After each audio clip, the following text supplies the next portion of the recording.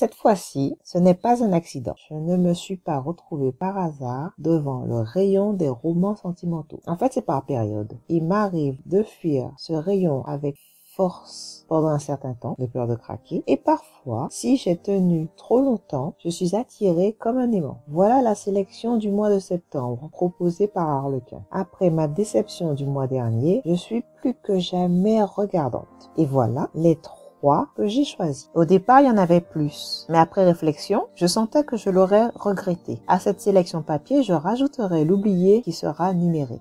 Peut-être que cela vous arrive aussi. Passer du temps à lire un livre, arriver à la fin, le trouver décevant, puis regretter le temps passé à lire tellement vous l'avez trouvé nul. Bon, là, ce n'est pas le cas. Alors, le premier de ma sélection, ce pacte si troublant. Je lui accorde 5 étoiles. Vous m'en direz des nouvelles.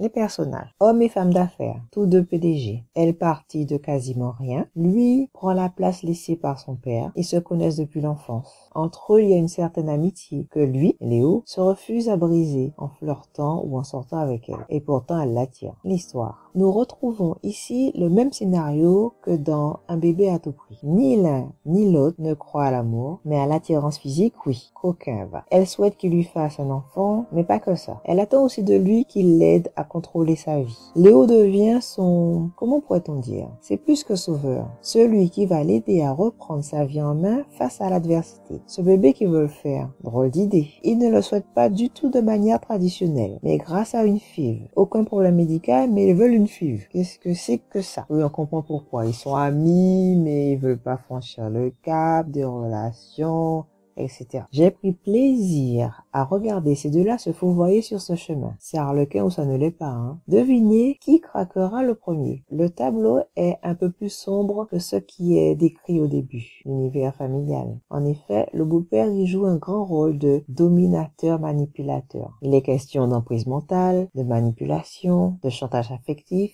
Et là, le scénario est sur un tout autre chemin et complètement différent du roman évoqué plus avant. Au final, que 150 pages, de plus en plus radin chez Harlequin. Parfois, c'est 120.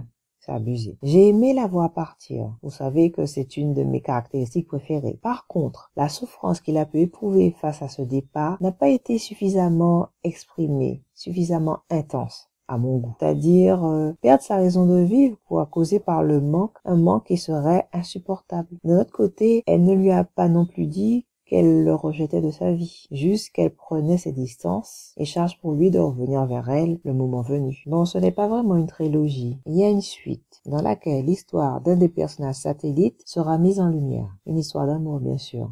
Et à l'occasion de cette découverte, des éléments restant en suspens dans ce roman seront éclaircis, comme le rôle et la motivation de certains personnages. Alors, la quatrième de couverture. Au passage, un petit mot sur la couverture, l'illustration. Elle, sur la couverture, je la trouve sublime. Est-ce l'harmonie des couleurs, son teint, la robe, le fond, ou juste l'angle, le contraste de son visage mis en lumière? Je ne sais pas, mais j'aime. Pour se libérer de l'emprise de son beau-père, un homme manipulateur et violent, Néa sait qu'une seule personne peut l'aider, Leonardo Brunetti, le puissant PDG de BFI. Cet homme, ténébreux et arrogant, et qui l'a fait frissonner en secret depuis des années, est en effet le seul à pouvoir tenir tête à son beau-père et la sauver de ses griffes. Mais Leonardo acceptera-t-il sa folle demande? L'aider à commencer enfin une nouvelle vie en lui faisant l'enfant dont elle rêve.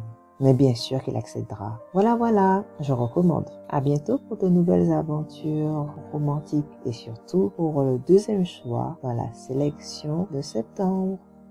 Ciao.